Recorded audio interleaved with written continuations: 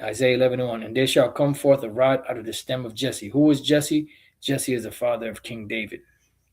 King David came out of Jesse's loins, and then eventually Yahushua came out of that lineage, that kingly lineage.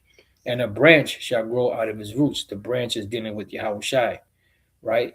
Now, when we jump down to the 10th verse, and in that day there shall be a root of Jesse, which shall stand for an ensign of the people, which is Yahushua. To it shall the Gentiles seek, and his rest shall be glorious. This word Gentiles here is not talking about the actual Gentiles. It's talking about the Israelite foreigners scattered among these nations. All right? Let's get the word Gentiles, which is the plural form. And this is why people get all twisted and contorted. The word for Gentiles is the word Gawaya, but in the case of Gentiles, is Gawayum. The yum at the end makes it plural. All right? So Gawaya, which is singular for nation, means nation, people. Nation, people, usually of non-Hebrew people. It's just people. It's just a nation, and people. It just means nation in general. Whether it's talking about an Israelite, whether it's talking about a heathen or whatever. Usually a non-Hebrew people. Not all the time.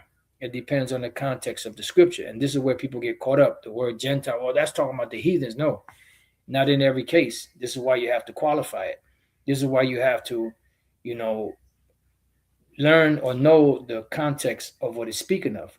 When it's speaking of salvation, good things coming to those Gentiles, those are Israelites, Israelite foreigners. When it speaks about judgment, destruction, captivity, slavery, that's talking about the actual heathen. Of descendants of Abraham, yeah, you could say that because nation and companies of nation came out of Abraham, of Israel, see? So there's times when it applies to Israel. A swarm of locusts, other animals. So you have to know when you're reading the scriptures, what context is it bringing out. So this here is talking about the Israelites scattered throughout the nations. And how do we know that? Because when you read the very next verse, it says, and it shall come to pass in that day that the Lord shall send his hand again the second time to recover or redeem, bring back the remnant or the remainders of his people, because you have an election that's going to be saved, which shall be left from Assyria and from Egypt and from Pathros and from Cush and from Elam and from Shinar and from Hamath and from the islands of the sea. So the Lord is going to be around these nations to gather those Israelites. And those Israelites that's in those nations that are being called by those nations' nationality, they're going to seek to the Lord. All right. And he shall set up an ensign for the nations, which is Yahushua, and shall assemble the outcasts of Israel and gather together the dispersed of Judah from the four corners of the earth. And this is what the Lord is coming to do. And this is why you'll see the word Gentile, because the Israelites became foreign to the Lord. Not all of them, but some of them did. A good portion of them did. All right. So it spoke about the root of Jesse, which shall stand for an ensign of the people. Right. Let's go from there. Let's go to Genesis. I just want to keep this other precept. Let's go to Genesis chapter 49 and verse 8. Judah is Yahweh, or the so-called Negroes, the head tribe. Thou art he whom thy brethren shall praise, right? Because Judah is the head.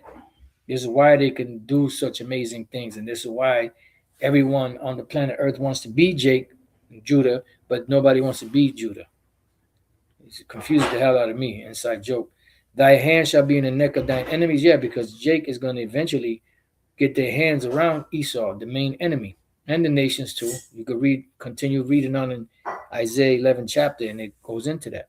It says, thy father's children shall bow down before thee. Yeah, because, Judah is the head tribe. And if you have a problem with that, then you have a problem with the order that the Lord set up. And you ain't going to make it. Judah is the lion's whelp from the prey, my son, thou art gone up. Yeah, you pretty much, left off knowing who the enemy is, loving your enemy, but hating your own brothers. He stooped down, he couched as a lion, right? You got lazy. Back in the 60s and the 70s, Jake was more in tune with knowing who the enemy is. Today, you Jakes have no clue, who the enemy is. You're looking at your own people as the enemy, right? And as an old lion, who shall rouse him up? Because the Lord is going to stir Jacob to go against Esau. He's going to fan those flames, and we're coming into some really, really rough times right now, you know, and it's going to intensify. It says, the scepter shall not depart from Judah. Why? Because a scepter represents rulership. Judah is the head, nor a lawgiver from between his feet until Shiloh come. Shiloh means what? Peace, right? In the land of Ephraim, I believe that was Samaria, if I'm not mistaken. You had the first place where the Ark of the Covenant was at, where they kept, you know, everything at was in Shiloh. Then it was taken, and then from there, it ended up in Jerusalem because that was the final destination where the worship of Yahweh Bashem Shai would happen. Shayalah, he whose it is, that which belongs to him, tranquility, meaning uncertain. Tranquility, when something is tranquil, is what? Is peaceful. So it's like another way of saying peace. The word epithet of the Messiah. Right. This is another name for Yahweh Shai. Let's see. Shalah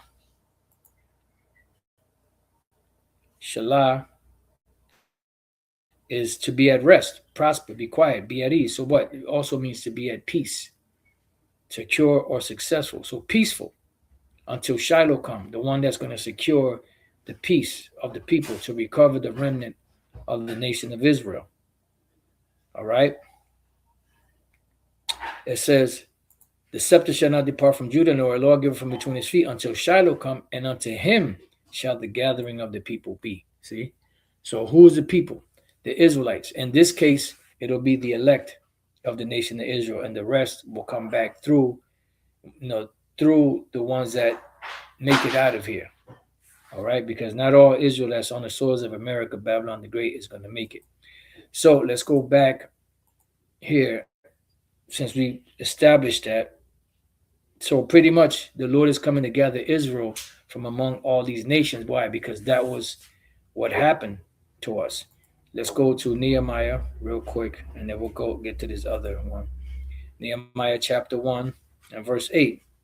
Remember, I beseech you, the word that thou commandest thy servant Moses, saying, if you transgress, I will scatter you abroad among the nations. When you look up that word nations there, right, you have the word, or in this case, they have the word ba'ayim yam, which is the people, or in people. Ayim is people. But the word usually translated as nation in the English is usually the word Gentile or Gawaya. In this case, it's just people, among the people. All right.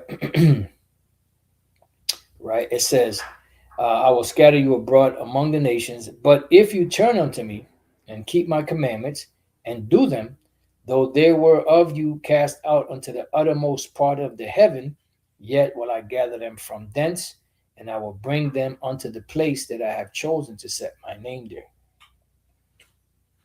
So the Israelites will be scattered and gathered.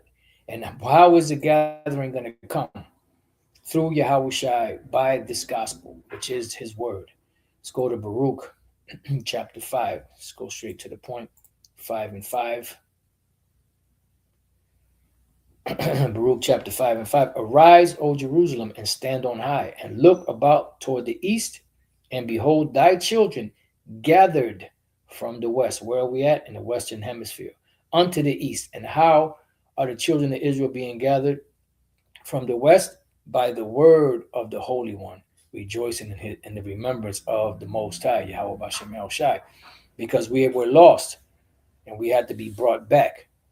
Right? Let's go to Baruch chapter 2 and verse 29.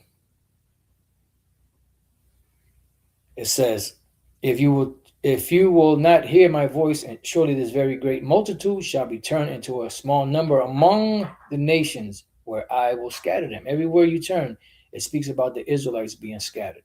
This is why the Apostle James addressed his letter to the 12 tribes which are scattered abroad, greeting. If you will not hear my voice, surely this very great multitude shall be turned into a small number among the nations where I will scatter them. See? For I knew that they would not hear me, because it is a stiff necked people, but in the land of their captivities they shall remember themselves. See? And shall know that I am the Lord their power, for I will give them an heart and an ears to hear, and they shall praise me in the land of their captivity and think upon my name, because the Lord's going to bring us back to remembrance. And he's doing that through the gathering of the internet.